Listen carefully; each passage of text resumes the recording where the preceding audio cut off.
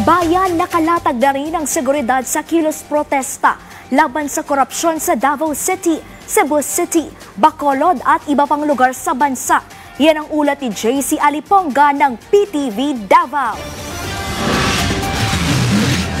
Nakahanda na ang Davao City Police Office o DCPO sa kanilang mas pinaigting na seguridad para sa inaasahang dagsa ng mga dadalo sa anti-corruption rally na gaganapin bukas, September 21, 2025.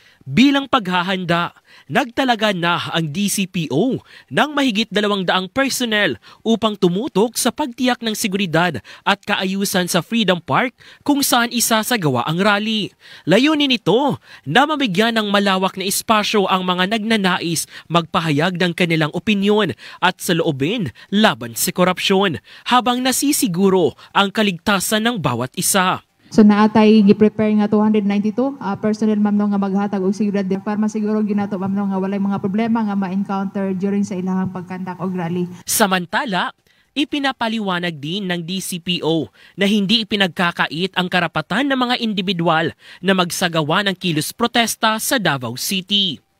Gayunpaman, pinaaalalahanan ng kapulisan na kinakailangan ang pagkuha ng legal na permit upang maging legal ang naturang aktibidad.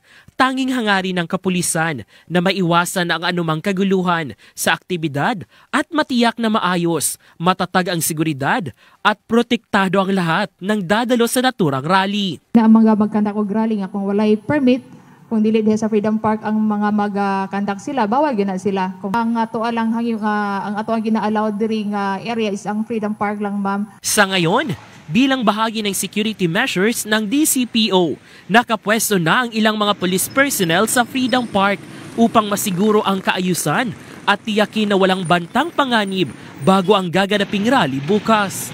Samantala, naghanda na rin ang Cebu City Police Office para sa gaganaping Solidarity Rally laban sa korupsyon na idaraos ngayong linggo sa Plaza Independencia. Kasama sa mga hakbang na ipapatupad ang paglalagay ng mga karagdagang pulis sa paligid ng plaza upang masiguro ang kaligtasan at kaayusan ng mga dadalo.